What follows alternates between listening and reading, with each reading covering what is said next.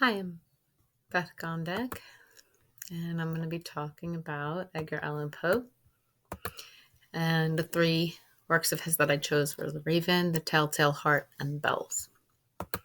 So the passage from The Raven that I chose. And the raven, never flinting, still is sitting, on the pallid bust of Pallas just above my chamber door, and his eyes have all the seeming of a demon's that is dreaming, and the lamp light over him streaming throws his shadow on the floor. And my soul from out that shadow that lies floating on the floor shall be lifted nevermore. Okay, so we talk about word choice in The Raven.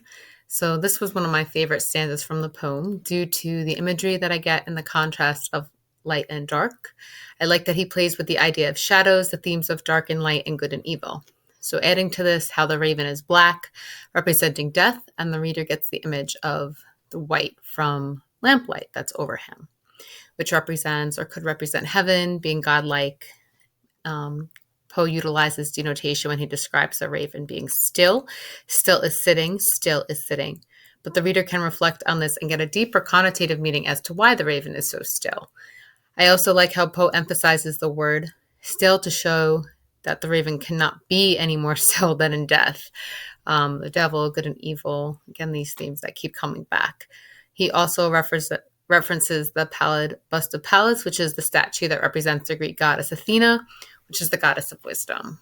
And pallid also means white or pale, and Poe is once again referencing her purity, wisdom, and the goddess characteristics and playing with the themes of dark and light again and good versus evil.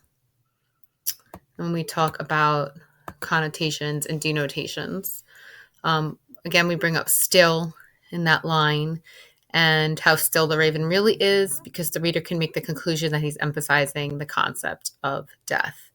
The raven represents death and has come to take away his love, Lenore. The connotative meaning to the lamplight over him can represent the way in which he saw Lenore as being angelic, perfect, and what life represents to him. The connotative meaning being the theme, again, of good versus evil and how the raven took his love, Lenore, away from him. The imagery that the reader uses from the verse and the lamplight over him, streaming throws the shadows on the floor, and my soul from out that shadow that lies floating on the floor shall be lifted nevermore. So the way that he plays again with the use of shadows and the shadow coming down paints the image of the raven almost rising from the dead to haunt him and torment him, that his love, Lenore, is nevermore. It also portrays the connotative meaning that his soul will never be lifted or never be in peace because the love of his life is gone. The reader can almost feel his pain and tormented soul based on the words, that the literary elements that Poe uses throughout the poem. So just really powerful. I love Edgar Allan Poe. He's one of the main reasons I wanted to be an English teacher when I first started teaching. His work was what got my students into loving English and poetry and writing. So he has a special place in my heart. But anyway, back to our Telltale Heart being the next short story.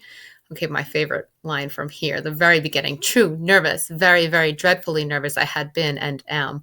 But why will you say that I am mad? The disease has sharpened my senses, not destroyed, not dulled them. Above all was the sense of hearing acute. I heard all things in the heaven and in earth. I heard many things in hell. How then am I mad? Hearken and observe how healthily, how calmly I can tell you the whole story.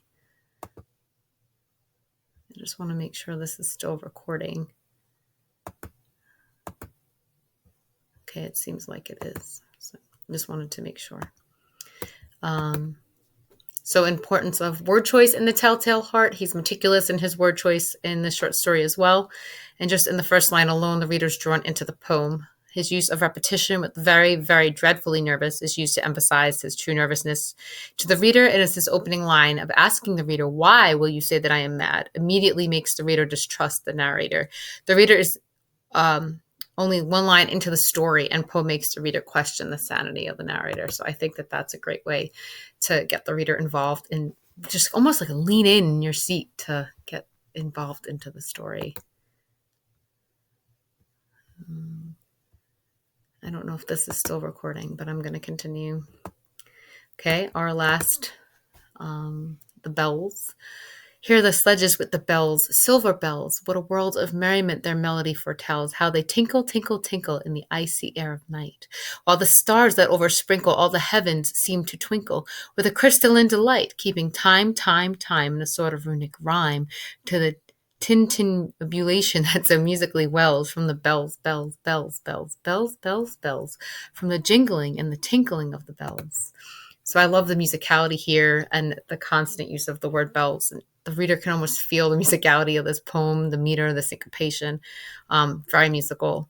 He emphasizes its rhythmic feel in the lines, keeping time, time, time in a sort of runic rhyme to the tintinnabulation that so musically wells from the bells, bells, bells. I love that. Connotative and denotative meanings. Word choice is no accident, and even though the denotative meaning of the poem is more obvious, it has many connotative meanings as well.